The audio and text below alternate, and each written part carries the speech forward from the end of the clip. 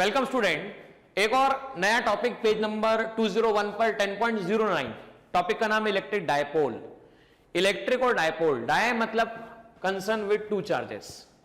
जब हम दो चार्जेस की बात कर रहे होते हैं, एक चार्ज पॉजिटिव और दूसरा चार्ज नेगेटिव, तो अगर दो चार्ज, एक चार्ज पॉजिटिव दूसरा चार्ज नेगेटिव, स्मॉल सेपरेशन पर हो, कौन सा सेपरेशन पर हो? स्मॉल सेपरेशन पर हो, तो इस सिस्टम को इलेक्ट्रिक डायपोल सिस्टम कहा जाता है। इस सिस्टम को कौन सा सिस्टम कहा जाता है? इलेक्ट्रिक डायपोल सिस्टम कहा जाता है ना। आपके मन में क्वेश्चन आएगा ये स्मॉल सेपरेशन क्या होनी चाहिए?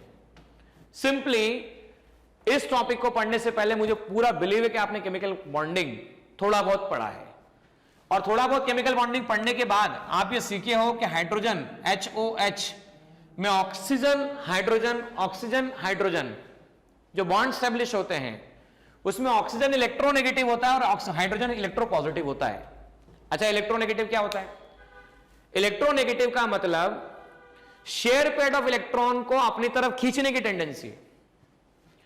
तो ऑक्सीजन की टेंडेंसी होगी कि वह शेयर पेयर ऑफ इलेक्ट्रॉन को अपनी तरफ खींच लेगा तो पार्शियली पॉजिटिव चार्ज, इस पर पार्शियल पॉजिटिव चार्ज, इस पर पार्शियल नेगेटिव चार्ज। और ये जो बॉन्ड लेंथ होता है ये 1 एंगस्ट्रॉम के ऑर्डर का बॉन्ड लेंथ होता है। 1 एंगस्ट्रॉम का मतलब क्या होता है? तो 1 एंगस्ट्रॉम का मतलब होता है 10⁻⁻10 मीटर। तो जब ऐसे सिस्टम कंट्रीब्यूट करते हैं डायपोल के लिए, किसके लिए कंट्रीब्यूट करते हैं? डायपोल के लिए। तो इलेक्ट्रिक डायपोल की डेफिनेशन क्या? जब दो चार्ज जिनका मैग्नीट्यूड सेम हो, मैग्नीट्यूड कैसा हो? सेम हो, नेचर कैसा हो? अपोजिट हो। देखो मैग्नीट्यूड सेम, प्लस क्यू या माइनस क्यू, माइनस क्यू का मॉड भी ले लीजिए, तो माइनस क्यू का मॉड क्या आएगा? तो प्लस क्यू आएगा। Magnitude same, sign opposite, nature opposite, small separation, तो इस सिस्टम को कहा जाता है इलेक्ट्रिक डायपोल। और इलेक्ट्रिक डायपोल मूवमेंट डिफाइन किया जाता है। Electric dipole movement is defined as magnitude of one of the charge multiply by separation between them. Magnitude of one of the charge and multiply by separation between them. Electric dipole movement एक vector quantity होता है।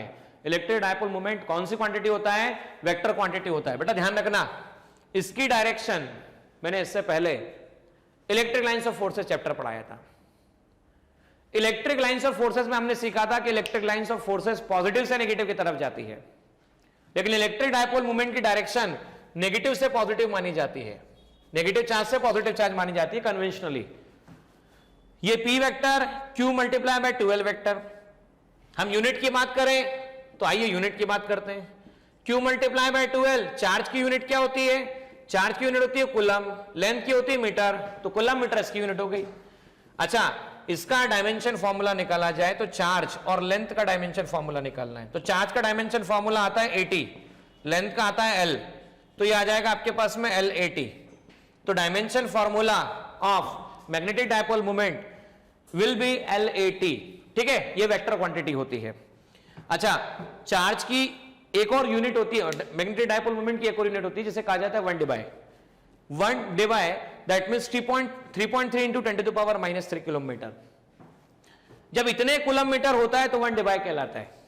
अब देखो, अगर दो charge, एक plus ही दूसरा minus ही, उनको 1 एंगस्ट्रॉम सेपरेशन पे रख दो आप, तो उनका डायपोल मोमेंट 1.6 10⁻⁻19 29 किलोमीटर या 4.8 d आता है। अब देखिए, जो बात अब मैं डिस्कस कर रहा हूं ये आपकी टेक्स्ट बुक में फिलहाल तो गिवन नहीं है, लेकिन इस पर क्वेश्चंस पूछे जाते हैं, इसलिए मैं आपसे डिस्कस कर भी दे रहा हूं। मतलब other than text book discussion अब हम स्टार्ट कर रहे हैं। वो डिस्कशन ऐसा है कि डायपोल मोमेंट कौन सी क्वांटिटी है? वेक्टर। तो मान लो एक डायपोल मोमेंट आपके पास P1, दूसरा डायपोल मोमेंट आपके पास P2, दोनों के बीच का एंगल थीटा है, तो P12 का square P1 square plus P2 square plus twice P1 P2 cos theta. tan alpha की वैल्यू आती है P2 sine theta upon P1 plus P2 cos theta. और मैं इससे पहले भी कई केसेस बता चुका हूं आप लोगों को, इसमें एक केस और डिस्कस कर रहा हूं कि अगर डायपोल दोनों इक्वल हो तब इस केस में रिजल्टेंट डायपोल मूवमेंट जो आएगा PR, that will be twice P cos theta by 2। इसे ऐसा लिखा जा सकता है। और tan अल्फा को लिखा जा सकता है tan theta by 2। tan alpha को क्या लिखा जा सकता है? tan theta by 2। बराबर है? आप समझने में ध्यान देना बच्चों। आपको एक क्वेश्चन गिवन है कि एक प्लस Q चार्ज है, वापस एक प्लस Q चार्ज है, और आपके पास माइनस 2Q चार्ज है। तीनों की सेपरेशन 60 डिग्री एंगल और सेपरेशन सबकी दे रखी है आपके पास में A। यहां से यहां तक का सेपरेशन A और यहां से यहां तक का सेपरेशन A। तो आपसे पूछा गया कि इस सिस्टम का इलेक्ट्रिक डायपोल मोमेंट कितना कैसे निकाला जाए, इस सिस्टम का क्या निकालना है, तो इलेक्ट्रिक डायपोल मोमेंट निकालना है। अच्छा बताइएगा, अभी मैंने क्या कहा, डायपोल मोमेंट कौन सी क्वांटिटी होती है, तो डायपोल मोमेंट कौन सी क्वांटिटी होती है, बोलो भाई, वेक्टर या scalar? Dipole moment, electric dipole moment vector quantity होती है। अच्छा, इसकी डायरेक्शन कहां से कहां होती है, तो इसकी डायरेक्शन होती है नेगेटिव से पॉजिटिव चार्ज की तरफ। कौन से चार्ज से कौन से चार्ज की तरफ होती है, नेगेटिव से पॉजिटिव चार्ज की तरफ इसकी डायरेक्शन होती है। अब यहां चेक करो कितने डायपोल फॉर्म हो सकते हैं, तो थोड़ा समझना, ये आपके पास प्लस क्यू, ये आपके पास एक और प्लस क्यू, और यहां -2q है। -2q को मैं -q और -q लिख सकता हूं। तो देखिए ये है आपके पास सपोज A, ये B और ये आपके पास C, ये 60 डिग्री, ये 60 डिग्री और ये 60 डिग्री। तो ये रहा नेगेटिव से पॉजिटिव, तो एक डायपोल हो गया आपके पास में P1। फिर ये नेगेटिव से पॉजिटिव, ये डायपोल कंसिस्ट हो गया P2।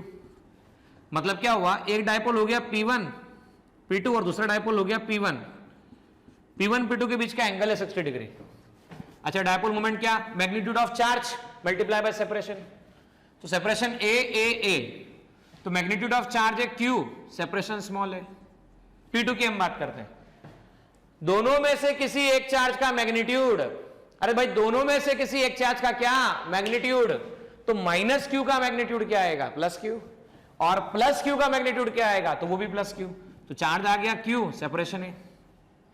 देखो अब ध्यान से, ये P1 P2 दोनों के बीच का एंगल, तो P1 और P2 का मॉड चेक करो, P1 और P2 का मॉड, दोनों का मॉड QA है, तो हम सीधा सीधा रिजल्टेंट कह सकते हैं ट्वाइस P cos θ/2।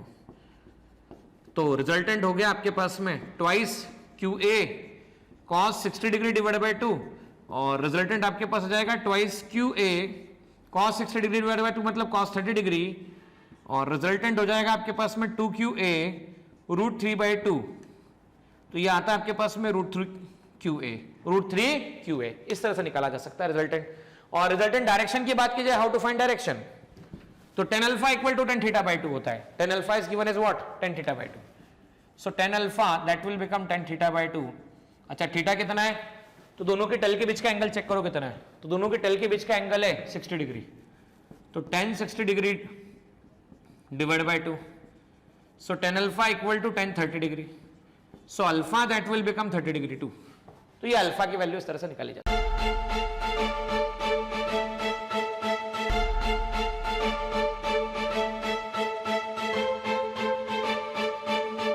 पुरोहित अकॅडमी, मेन ब्रांच, प्रभात चौक, MJ कॉलेज रोड, लोकमान्य हॉस्पिटलच्या बाजूला, जळगाव, आणि पांडे क्लासेस जवळ, बंधन बँके शेजारी, ट्रॅफिक गार्डनच्या समोर, जळगाव।